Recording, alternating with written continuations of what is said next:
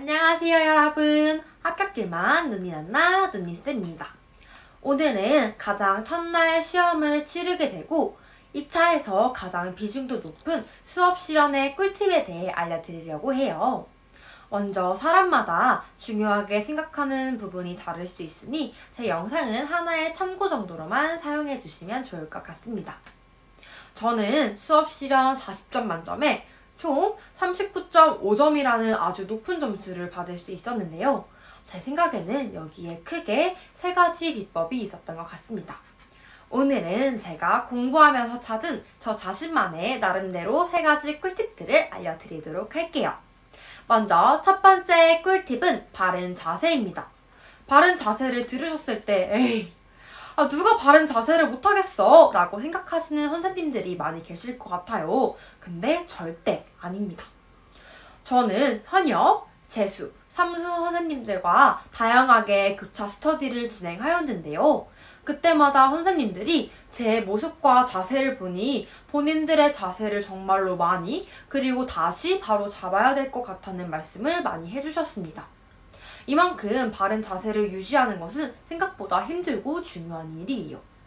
아무래도 코로나 때문에 비대면으로 원격 스터디를 진행하고 실제 교실에서 수업 실현을 연습해볼 기회도 적기 때문에 많은 선생님들이 어떤 자세가 바른 자세인지 헷갈리셔서 굉장히 어정쩡한 모습으로 수업을 하시더라고요. 물론 짝다리를 짚거나 팔짱을 끼거나 하시는 선생님들은 계시지 않겠지만 면접관님들에게 최대한 깔끔하고 정제되게 보이는 것은 매우 중요합니다. 주변에 생각보다 바른 자세로 수업하시는 분들이 많지 않으면 에이, 이 정도면 나 정도면 바른 자세지 하고 착각하실 수 있어요. 제가 다음번에 실제로 연습했던 영상들을 보여드리면서 어떻게 점점 바른 자세로 고쳐나갔는지 알려드리도록 하겠습니다. 다음 영상을 보시면서 어떻게 자세를 잡아야 하는지 체크하시면 좋을 것 같아요.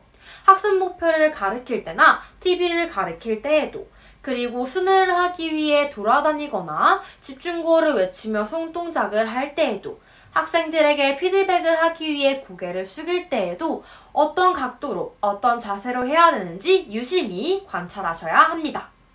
제가 말씀드리고 싶은 두 번째 꿀팁은 목소리 크기와 웃는 표정입니다.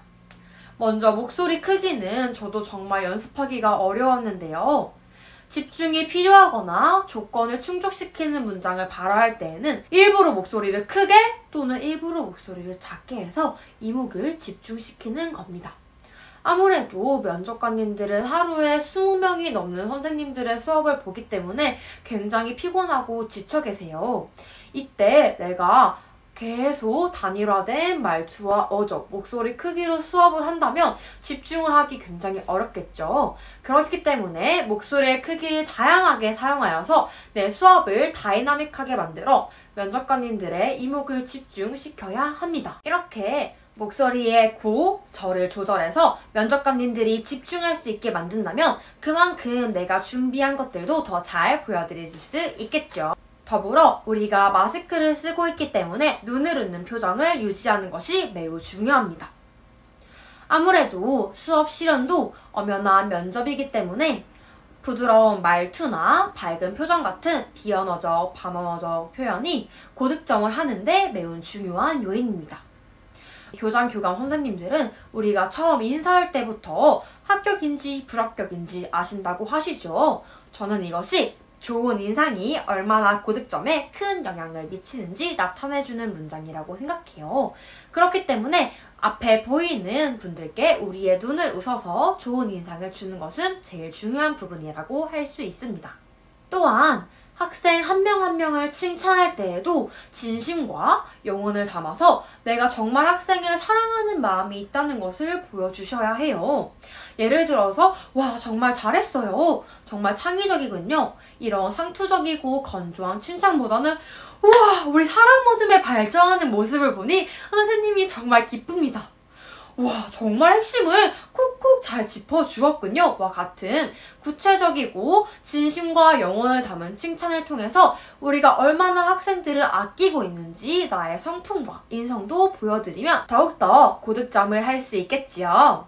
스터디를 하면서 많은 선생님들이 제 수업은 정말로 실제 수업을 하는 것처럼 물 흐르듯이 자연스러워서 보기가 편하다고 말씀을 해주셨는데요.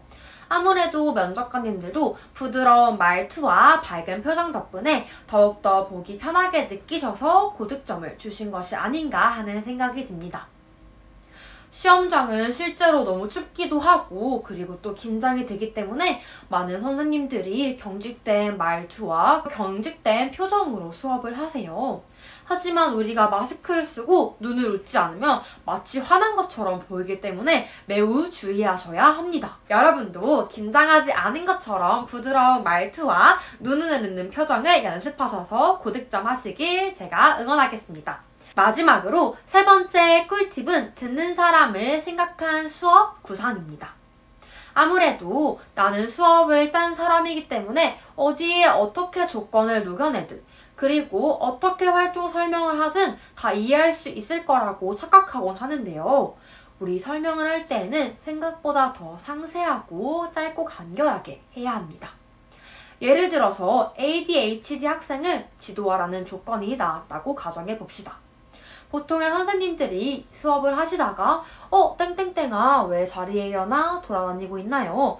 우리 함께 교실을 돌아다니며 다른 친구들의 활동을 볼까요? 처럼 자연스럽게 말씀하시곤 합니다. 하지만 이렇게 너무 자연스럽게 말하다 보면 다른 면접관님들이 내가 조건을 충족한 것인지 체크하시기 어려울 수도 있어요. 그렇기 때문에 중요한 부분이나 조건을 충족하는 부분에서는 앞서 말씀드렸듯이 땡땡아! 이렇게 큰 목소리를 사용하던가 아니면 순회 지도를 할 때 일부러 면접관님들 근처에 가서 조건 충족 문장을 발화하시는 것을 추천드립니다. 또한 활동 설명도 매우 짧고 간결하게 하셔야 해요. 내 활동 설명이 길어질 것 같다 하시면 첫째, 둘째, 셋째, 손 동작과 함께 담화 표지어를 반드시 사용하셔야 합니다. 저도 처음에는 이게 너무 입에 달라붙지 않아서 고생을 하였는데요. 영상을 찍어서 확인해보니 확실히 담화 표지어와 손동작을 활용하는 것이 활동을 설명하는 데 더욱더 이해를 높일 수 있더라고요. 내가 아무리 기가 막힌 활동을 짰다고 하더라도 면접관님들이 알아들으시지 못하시면 플러스 요인이 될 수 없겠지요. 그렇기 때문에 활동 설명은 듣는 사람의 입장을 고려해서 최대한 쉽고 자세하고 더불어 짧고 간결하게 하시길 추천드립니다. 실현을 할 때 자꾸 무엇인가를 보여줘야겠다는 욕심을 버리고 내 수업을 듣는 사람이 내가 어떻게 수업을 이끌어가면 더욱더 잘 이해하고 편하게 볼 수 있을까를 생각하시면 수업 구상을 하는데 큰 도움이 되실 것 같아요. 우리가 실제 수업을 할 때에도 학생의 눈높이에 맞춰서 어떻게 설명을 해야 학생이 더 잘 이해할지 고민하잖아요. 이렇게 고민을 하면서 구상지를 작성하면 듣고 계신 면접관님들의 마음과 생각을 더 이해하는 데 도움이 될 것 같습니다. 우리 선생님들도 지치시고 피곤하신 면접관님들의 귀에 쏙쏙 박히는 수업을 통해서 고득점 하시길 응원합니다. 이제 마지막으로 제가 수업 실현을 할 때 중요하게 생각하지 않은 것 2가지만 말씀드리고 영상을 마무리하도록 하겠습니다. 먼저 제가 중요하게 생각하지 않은 것 첫 번째는 강론 내용입니다. 많은 선생님들이 1차 끝난 이후에 강론 내용을 잊어버려서 수업 구상할 때 기억이 나지 않기 때문에 다시 공부해야 하는 것 아니냐고 질문을 하곤 하시는데요. 제 대답은 NO입니다. 저희 스터디도 올해에는 과학교과의 면접 시험이 나올 것 같았기 때문에 과학적 용어들만이라도 개념적으로 정리를 해야 하는 것이 아닌가 고민을 많이 했습니다. 그리고 실제로 차시 흐름표나 요소표를 사서 강론 내용을 한번 다시 정리하시는 선생님들도 많이 계셨어요. 하지만 실제 2차 수업 실현에서는 저희가 1차 때도 공부하지 않았던 차시가 나왔지요. 그래서 저도 당연히 과학적 개념이나 용어를 정확하게 사용하지 못했습니다. 집에 돌아와서 지도서를 돌려보니 제가 과학적 개념과 용어를 하나도 사용하지 않은 거예요. 그래서 정말 큰일 났구나 싶었는데 39.5점이라는 아주 높은 점수를 받을 수 있었잖아요. 제 생각에는 이 이유가 아무래도 수업 실현의 평가 요소에 강론 내용 자체가 들어가 있지 않기 때문인 것 같습니다. 실제 면접을 봐주시는 면접관님들은 아무래도 해당 교과를 가르치신 지 매우 오래되시기도 하셨고 또 그동안 교육과정이 여러 번 바뀌었기 때문에 우리처럼 정확한 내용을 알고 계시지는 못합니다.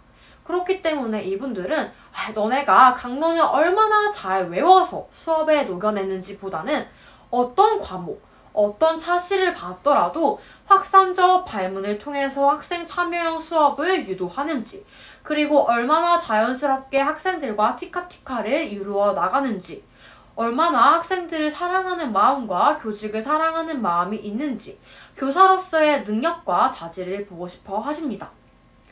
우리 강론 내용은 1차 시험을 칠 때 얼마나 잘 외웠는지 충분히 증명해 드렸잖아요.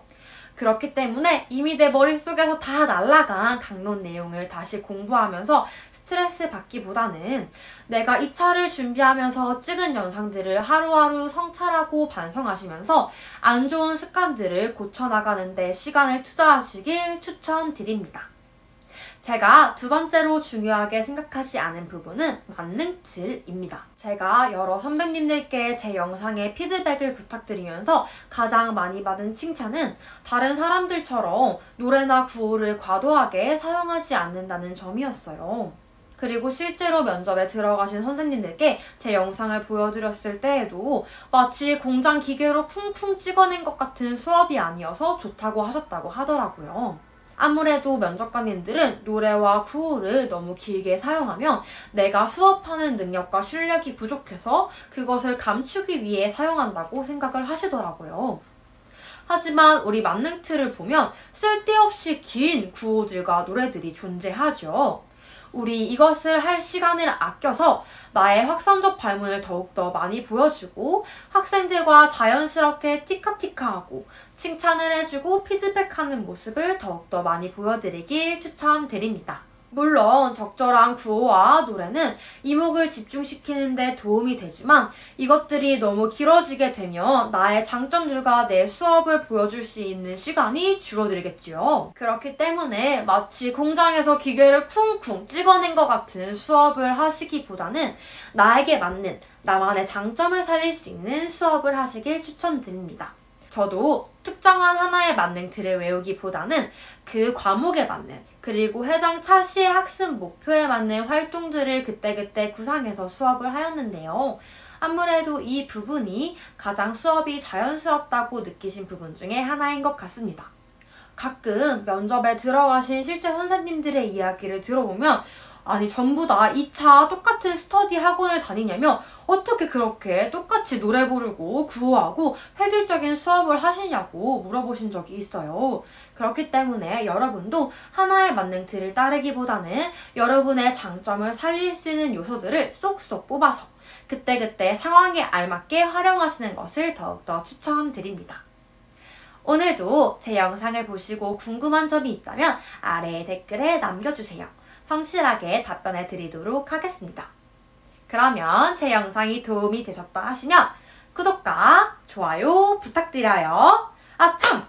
다음번 영상에서는 구독자 이벤트를 어떻게 진행할 것인지 더보기란에 적어놓도록 하겠습니다. 그럼 다음 영상에서 만나요. 안녕!